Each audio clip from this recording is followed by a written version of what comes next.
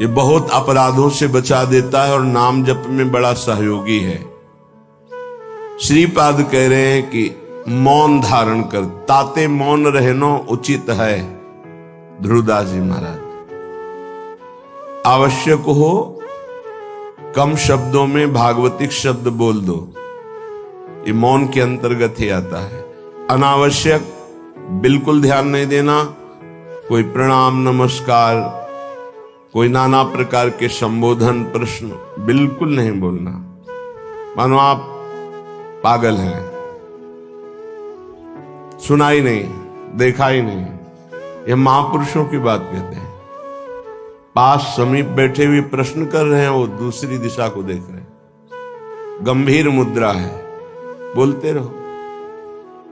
इतना धैर्य होना चाहिए उपासक में कि सामने वाला बोलता रहे, अपने को कोई फर्क नहीं पड़ता। आवश्यक है तो बोल दिया, नहीं तो अनावश्यक हम उसको कहेंगे भी नहीं कि चुप रहो, उठ के जाओ यहां से, नहीं। मौन है, हम उठ के चल दिए।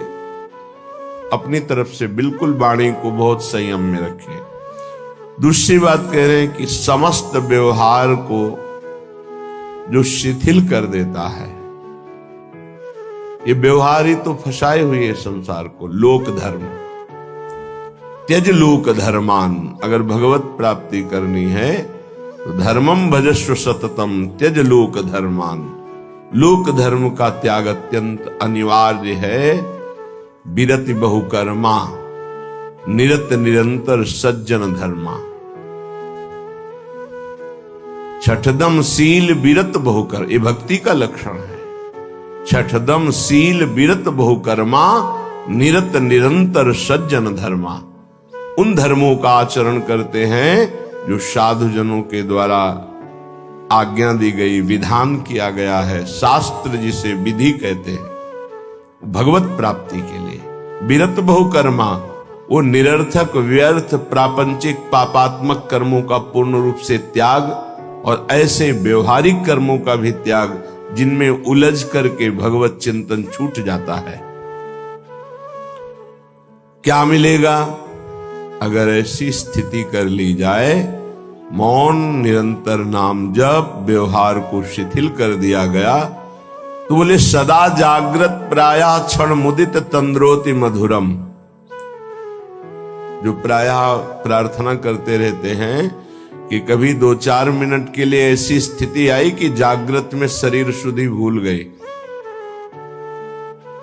एकमात्र आराध्य देव। निकस कुंज ठाढ़े भये भुजा परस्परंश। श्री राधा वल्लभ मुख कमल निरखि नयन हरिवंश। नेत्र मुद्रित हैं, अवस्था जागृत है और भाव देह में ऐसी गाढ़ अवस्था है कि स्थूल का चिंतन ही खत्म हो चुका। ये अवस्था है वृंदावन प्रेम की। सदा जागृत प्रायः पर क्षण मुदित तंद्रोति मधुरम। जैसे तंद्रा में, ऐसी स्थिति पर बिल्कुल जागृत, नेत्र मुद्रित हैं, मुंदे हुए हैं, तंद्रा जैसी। मधुर मधुर मधुरम तदा लोके वृंदावन भुवि निज प्राण मिथुनम। प्राण मिथुन श्री युगल सरकार दिव्य वृंदावन की निकुंज के प्रथम द्वार पर गलवहियां दिए हुए आ रहे हैं। ये उपासक देख रहा है। ये लिखा हुआ केवल नहीं है, यदि आप सही चलोगे तो वो झलकने लगेंगे आपके नेत्रों में, वो छा जाएंगे। क्या देखता है उपासक? अकस्मादेकस्मान नवललित कुंजाद बत बहिर भवत स्मित्वा नव्यम तरुण मिथुनम लौकिकमिव। लौकिकमिव, जैसे हम आपको देख रहे हैं ऐसे ऐसे प्रिया प्रीतम के दर्शन होते हैं। ऐसे नहीं, वो केवल भाव में ही देख रहा है। गतो दूरम दृष्ट्वा पुनरथ निवृत्य तौ विलोक श्याम वृंदावन भुवि महाप्रेम विकलः, जिसने सारे संबंध विस्मृत कर दिए हैं, कोई हमारा नहीं प्रिया प्रीतम से, इतना अपनापन हो कर लिया कि हृदय में किसी का संबंध नहीं, किसी का स्मरण नहीं, कोई व्यवहार नहीं, मौन धारण किए हुए निरंतर नाम जब, जागृत अवस्था में मुद्रित नेत्र प्रिया प्रीतम के ध्यान में डूबा हुआ, उसको ये सौभाग्य मिलता है। अकस्मादेकस्मान नवललित कुंजाद बत बहिर्भवत स्मित्वा नव्यम तरुण मिथुनम लौकिकमिव। अकस्मात सहसा उसको नूपुरों की ध्वनि सुनाई दी, एकदम मुड़ करके देखा, सब गायब। अद्भुत निकुंज, उस निकुंज में मंद मंद मुस्कुराते हुए स्मित्वा नव्य तरुणम, तरुण अवस्था में प्रथम भूमिका, तारुण्य प्रथम प्रवेश समय यस्या महामाधुरी,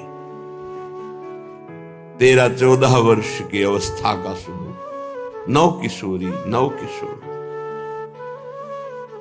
लौकिक में हो, ऐसे जैसे हम आपको देख रहे हैं, आप हमें देख रहे हैं, ऐसे दर्शन होता है। अहो भाग, ये धाम ऐसी कृपा करता है, करता है। इसमें कोई साधन प्रधान नहीं भाव रहता, धाम कृपालु है, पर उस कृपा का अवगाहन करने के लिए तन्मयता चाहिए, आराध्य देव की तन्मयता चाहिए, तभी मौनम, व्यवहार शिथिल, निर्मम, किसी से कोई ममता नहीं। ये जब निकले हो तो वस्तु प्राप्त करो, इधर उधर नहीं। सबसे भूल हो जाती है, यहां किसी को अपना मानना, कुछ अच्छा लगना, कुछ सुखद लगना, ये सब भगवान की विचित्र माया के द्वारा चित्त का आकर्षण किया जाता है। भक्तों के जीवन में इसीलिए ऐसी घटना घटती है कि कीन हो इस कबहू अभिमाना, शोक हो वंचह कृपा निधाना। कृपा निधान भगवान देखते कि मेरे भक्त में जितेंद्रियता का अभिमान है, ब्रह्मचर्य का अभिमान है, पवित्रता का अभिमान है, तो फिर वो ऑपरेशन कर देते हैं, फिर वो अभिमान नहीं जागृत होता। ऑपरेशन बड़ा विचित्र होता है भगवान, कहो उपहास करवा के, अपमान करवा के, या विवेक के द्वारा, या उनके प्रियजनों के द्वारा निरादर करवा के, कई तरह के वृत्तियों से भगवान ऑपरेशन कराते हैं अपने जन का। हृदय जब निर्मम होता है, ममता रहित, अहंकार रहित, व्यवहार रहित, एकमात्र प्रियालाल में अपनापन, तब ये स्थिति का रसास्वादन होता है। आवत सी वृषभान, जिनको देख करके प्रेम में प्रभु विकल हो जाते हैं, उन प्रियाजू का जब उपासक को साक्षात्कार होता है तो केवल आचार्य कृपा ही हृदय को संभालती है, अन्यथा सामर्थ्य नहीं है। ऐसा रूप श्री लालजू महाराज का है कि बड़े बड़े मुनि जो निर्विकार ब्रह्मबोध संपन्न हैं, उनके मनों को क्षण में मोहित कर ले। मोहन मुनि सघन प्रगट परमानंद, गुण गंभीर गोपाला। ये मोहन मदन त्रिभंगी, मोहन मुनि मन रंगी, मुनियों के मन में अपने प्रेम रंग को रंग दिया। ऐसा रूप सुखदेव मुनि, बड़े बड़े महात्मा जो ब्रह्मबोध त्यागी वैरागी, जहां कहीं भी शब्द स्पर्श रूप रस गंध का लेस भी आकर्षण नहीं, उनको आकर्षित करके बलात् अपने रूप का प्रेमी बना लिया। ऐसे रूप सौंदर्य समुद्र प्रभु अनशन पर भुज दिए बिलोकत इंदु बदन बिबियोर, करत पान रस मत परस्पर, पर लोचन तृषित चको, फिर भी नेत्र प्यासे हैं। ऐसे युगल सरकार को जब उपासक देखता है तो उसकी क्या दशा होती होगी। मछली की तरह आनंद में तड़पता है वृंदावन की भूमि में लौटता हुआ। जैसे मछली विकल होती जल के लिए, ऐसे आनंद विकलता में तड़पता है। श्रीपाद कह रहे, मंद मंद मुस्कुराते ही नूपुर धुनी हुई देखा नवनिवृत्त निकुंज, और नवनिवृत्त निकुंज की वीथी से गलवहियां दिए हुए मुस्कुराते हुए आ रहे हैं। लौकिक में वो देख रहा है, कोई ध्यान में नहीं, खुली आंख में। और गतो दूरम दृष्टवा, समीप से ही ऐसे दूर जा रहे हैं। फिर कृपा करी पुनरथ निवृत्त स्वदैतौ, वो पुनः गलवहियां दिए हुए दूसरी वीथी से फिर सामने आ रहे हैं। अपने प्रीतम युगल किशोर का ऐसा कृपा प्रसाद दर्शन पाकर विकल हो गया और भूमि पर विलोक्या श्याम वृंदावन भूमि, महाप्रेम विकला, गिर गया भूमि पर, प्रेम विकल हो गया। समीप युगल सरकार आए और दुलार करके उठा रहे। श्रीपाद कह रहे, ऐसा मेरे जीवन में कब होगा। पुनरथ, पुनः मुझे ऐसा कब अवलोकन होगा। जैसे श्रीमद राधा सुधा निधि में बार बार मांगा गया कि मुझे ये सेवा मिले, मुझे ये दर्शन मिले, मैं ऐसा देख पाऊं पुनः। ऐसे श्रीपाद यहां कह रहे हैं कि ऐसा दर्शन कब मैं प्राप्त कर पाऊंगा पुनः। जो हमारे साथ घटना घटी कि अकस्मात नूपुर ध्वनि हुई, उधर देखा नवनिवृत्त निकुंज, और सुंदर वीथी से युगल सरकार मुस्कुराते हुए परस्पर वार्ता करते हुए आ रहे, और समीप से दूर गए, फिर दूसरी वीथी से आ रहे। उनको ऐसे देखकर प्रेम विकल होकर के वृंदावन की भूमि में मूर्छित हो गया। आनंद मूर्छा, विलोक श्याम वृंदावन भूमि महाप्रेम विकला। फिर सरकार किशोरी किशोर आकर दुलार करते हुए। ऐसा कब होगा। कितना अपार सुख उस उपासक को मिल रहा होगा जो ऐसा अनुभव कर रहा है, ऐसा देख रहा है। श्रीपाद कह रहे, कदा वा स्वच्छंदम दिन रजनी वृंदावन वने, चरण ने कहा स्वस्त्यद्भुत नव निकुंज अयालिशु विशन। अकस्मात् देवा लौकिक मधुर कैशोर शुभया, इतो ना त्वं याया इति मृदुगिरा वारयति माम। श्री वृंदावन में रात दिन व्यतीत करते हुए प्रियालाल को पुकार पुकार कर प्रेमियों की कुछ अलग रहनी होती। बिरह कमंडल कर लिए बैरागी दूने, मांगत दर्श मधु करी छके रहत दिन रैन। रात दिन एक ही मांग रहती है, कब मिलोगे। तो क्या मिले नहीं? नहीं, रात दिन मिलने पर भी मिलने की चाह बनी है। ये कौन सी पहेली है।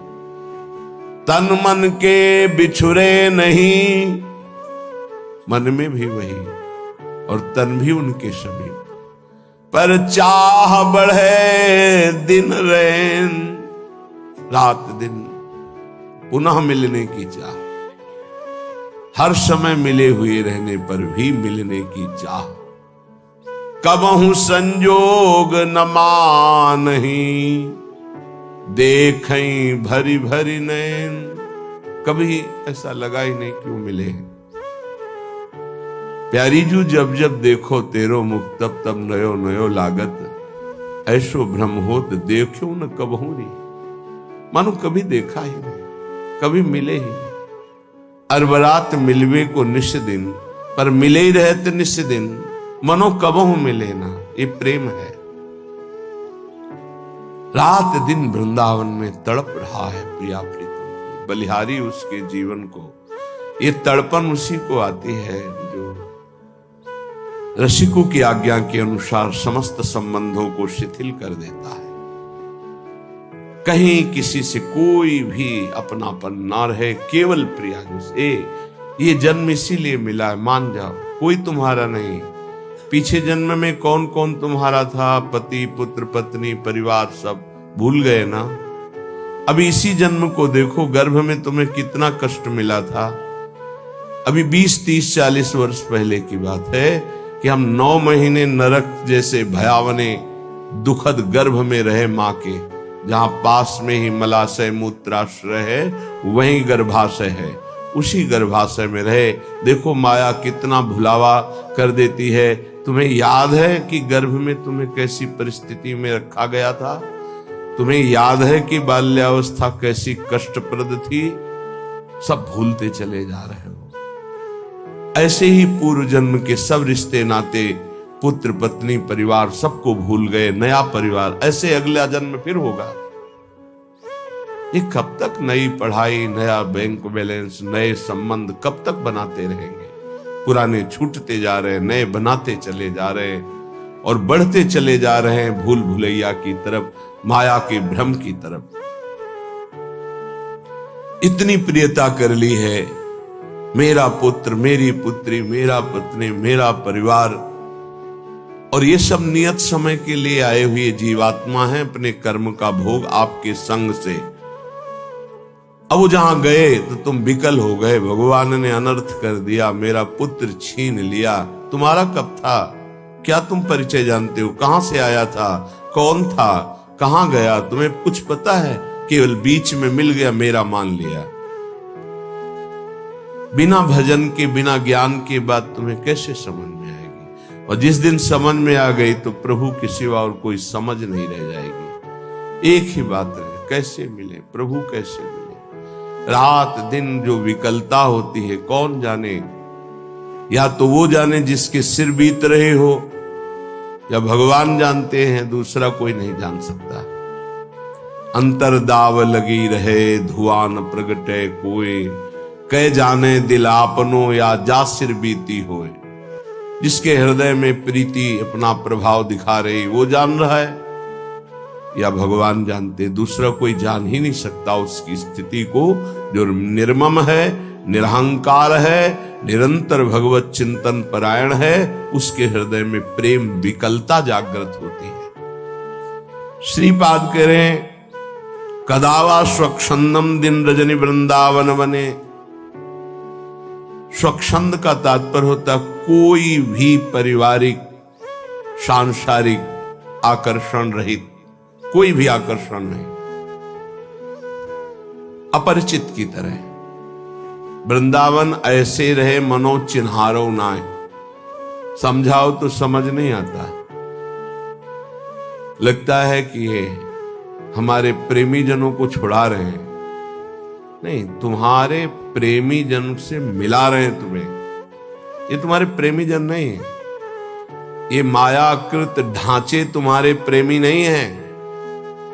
ये ढह जाएंगे काल के द्वारा, आज नहीं तो कल। प्रेमी है प्रियालाल, ये असली प्रेमी है। इन्हीं से अनंत जन्मों से बिछुड़ते हुए हम भटक रहे, अब अवसर आया है मिलने का। बहुत कृपालु है, प्रतिपल कृपा करके संभाल रहे हैं, बचा रहे हैं, अपनी तरफ घसीट रहे हैं।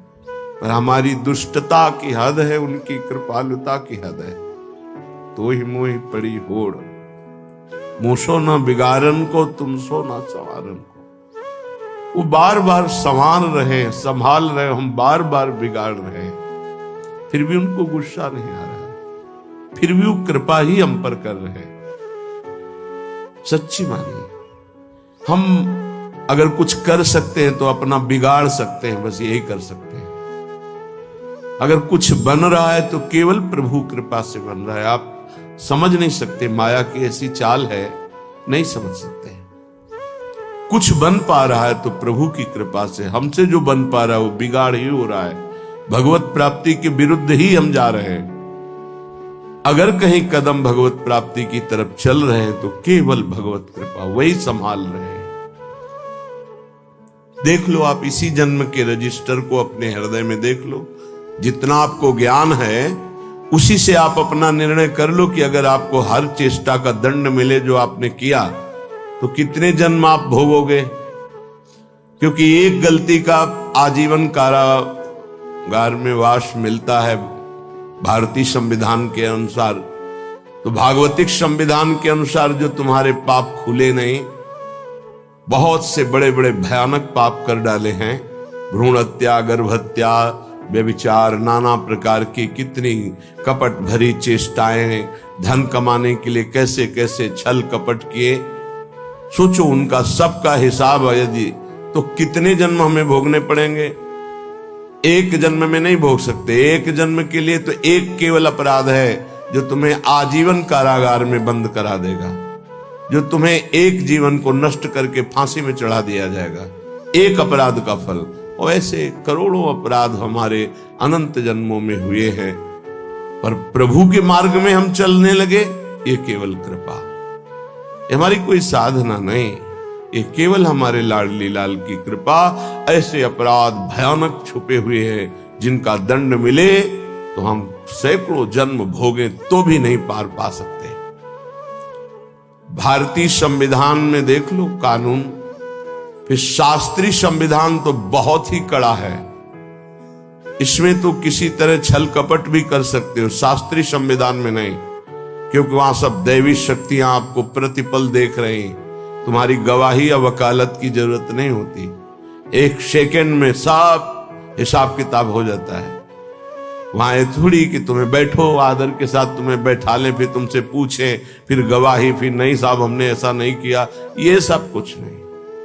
एक सेकंड के कम हिस्से में पूरा हिसाब, अनंत सृष्टि है, इतना समय नहीं है वहां किसी गवाही की जरूरत, और एक सेकंड का भी हिसाब चूक नहीं होगी। सत्क्रिया और असत क्रिया अगर एक सेकंड में हुई तो उसका भी हिसाब होगा। इसीलिए जो विवेकी जन बहुत सावधान रहते हैं, थोड़ा जीवन है, इस जीवन को पवित्र बिता करके धरोहर की भांति, जैसे कोई तुम्हें सुंदर वस्त्र दे और तुम उसे रखे रहें कि ये उसका है, पवित्र वस्त्र, ज्यों का त्यों वापस कर दिया, उसको गंदा नहीं किया, वो होता है महात्मा। चदरिया जैसी की तैसी धरी दीनी, चदरिया झीनी रे झीनी। ये शरीर रूपी चद्दर भगवान ने दी, निर्मल रखो, इसको मलिन मत करो। मलिन हो गया तो गुरु कृपा उसको पवित्र कर देगी। आश्रित रहो, आज्ञा का पालन करो, भगवत प्राप्ति के लिए कमर कस लो, ये जीवन केवल भगवान के लिए। श्रीपाद कह रहे हैं, दिन रजनी वृंदावन बने, रात दिन नाम जप करते हुए, अगर आप बाहर भी हो तो रात दिन नाम जप करो। आप सोचते हैं पढ़ लिख कर कोई ऐसा पद मिल जाए, रुपया पैसा मकान हो, बस हम सुखी हो जाएंगे। पद कुछ नहीं, रुपया कुछ नहीं, मकान कुछ नहीं, स्थिति। बड़े भाग्यशाली जन हैं जो अध्यात्म स्थिति की तरफ चलते हैं, रात दिन नाम जप कर रहे हैं, धर्म पूर्वक व्यवहार कर रहे हैं, जो जा रहा है तो शोक नहीं, आया तो हर्ष नहीं, वो महात्मा, वो भगवत प्राप्ति के योग्य हो जाता है। गए की सोच नहीं, चाहे वो मृत्यु से गया हो, चाहे वो घर से गया हो, चाहे वस्तु हो, व्यक्ति हो, स्थान हो, गए की सोच नहीं, आए की हर्ष नहीं, वो भगवत प्राप्ति का उपासक रात दिन भजन करते हुए भगवान को प्राप्त होता है। चरण ने कहा स्वस्त्यद्भुत नव निकुंजालि सुविशम, वो सदैव एकांत में चिंतन करता रहता है। एकाकी, एकांत का शब्द आते ही कोई कमरा, कोई गुफा ऐसा सोचने लगते हैं, उसे एकांत नहीं कहते, तो बाय है एक एकांत स्थान को लेकर के बात। एकाकी विचरण करने का मतलब अंदर केवल परमात्म चिंतन, केवल भगवत चिंतन, वो एकांत ही है। चाहे वो ऑफिस में बैठा हो, फावड़ा चला रहा हो, किसान हो, चाहे व्यापारी हो, एकमात्र भगवान का आश्रय, उनका चिंतन, वो एकाकी ही माना जाता है, एकांत ही माना जाता है। एकांत बैठे हुए प्रपंच का चिंतन कर रहा है, वो प्रपंची ही माना जाता है। जो सदैव एकांत चिंतन करते हुए, तो उसके जीवन में मंगल सौभाग्य उदय होता है। अकस्मा देवालौकिक मधुर किशोर सुवया, अलौकिक नवनिभृत निकुंज, और सामने प्रिया प्रीतम, और एक सखी कहती है, इतो ना तुम याया, इधर मत आना, वहीं खड़े रहना। उस सखी की मधुर वाक्य और सामने प्रिया प्रीतम, ये मेरे जीवन में पुनः कब होगा। सखी रो, तुम इधर मत आना, प्रिया प्रीतम पधार रहे, वहीं खड़े खड़े रूप का दर्शन करो। इतो ना तुम याया, इधर मत आना। तो सखी के अमृत में शब्द और सामने प्रिया प्रीतम, आहा, ऐसा मैं कब देखूंगा। उपासक जब ईमानदारी से भजन करता है तो पहले भगवत प्रेमी महापुरुषों का आकर्षण होता है, तब ये स्वरूप होता है। पहले दिव्य महापुरुष आते हैं जो प्रिया प्रीतम के निज जन हैं, बड़े बड़े महापुरुष हर संप्रदाय के।